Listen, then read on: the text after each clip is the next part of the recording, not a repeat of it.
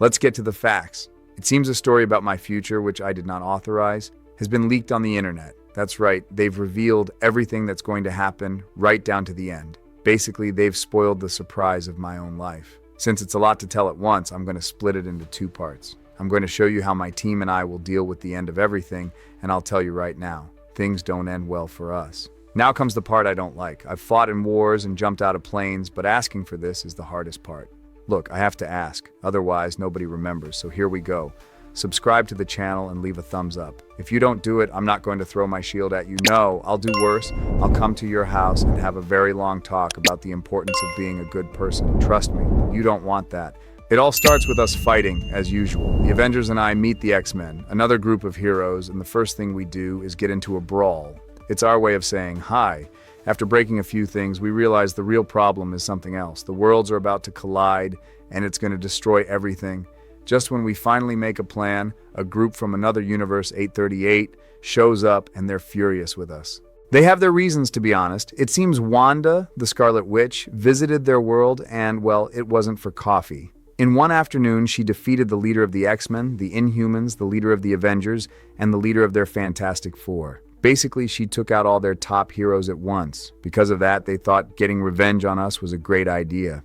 They don't come alone, obviously. The one in charge of the attack is Dr. Doom with his own team of villains. The fight is huge, taking place in New York while the whole world is falling apart. It's a battle as big as the one we had with Thanos, only this time the ground disappears from under our feet. The most intense moment is the fight between Wanda and Jean Grey, who has a power called the Phoenix Force. Wanda, who is not having her best day, wins. She not only defeats Jean, but she also drives the Sentry, one of the strongest guys in the universe, completely insane, and he switches to Dr. Doom's side.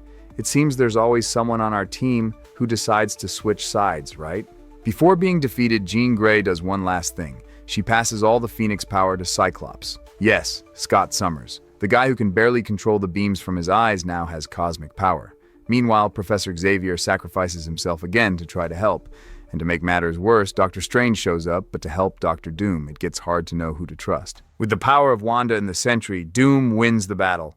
We, the remaining heroes, do the only thing we could. We run. Our hiding place is a flying prison that has become a lifeboat.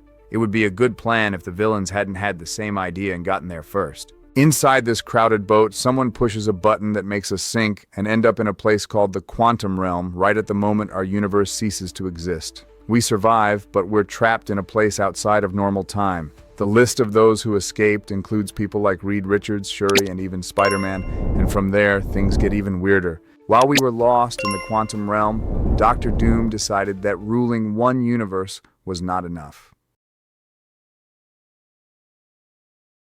He went to the TVA, the place that manages all the timelines, to take Loki's powers. He didn't just want to be the boss of the world, he wanted to be the boss of all time. But Loki wasn't alone. He had assembled his own team of heroes from different worlds. There was Tobey Maguire's Spider-Man, Wolverine, Deadpool, and even another me. Yep, there was another Captain America there. And to top it off, a version of Iron Man with the complete Infinity Gauntlet showed up. The fight was incredible, but it was no use. Doom was too strong and defeated everyone. Yes, including me. Twice if you count my other self. In the end, he took Loki's powers and became the God Emperor, the boss of everything, with the power to create any reality he wanted. And that's what he did. The final scene shows Dr. Doom sitting on his throne, the new owner of everything. And beside him, as his servants, are Dr. Strange, Wanda, and even the Invisible Woman, who is now his wife. He stole Reed Richards' family and made everyone forget the past. There are no more different worlds, there are no more Avengers, there is only Doom. Afterward, an extra scene shows that the new world Doom created looks like the year 1600. Everyone wears old-fashioned clothes and lives under his total control. He got exactly what he wanted. But then comes the last scene. Someone finds our lifeboat, and it starts to show signs that we are still alive inside. That's where the real secret wars will begin. Well, that was the crazy story about my future. Now you know what to do. Leave a thumbs up, subscribe, and comment on what you thought of all this. If you don't, I won't send the Hulk to visit you. I'll do worse. I'll make you listen to all my stories from World War II. And believe me, I remember every single one. The choice is yours. See you later.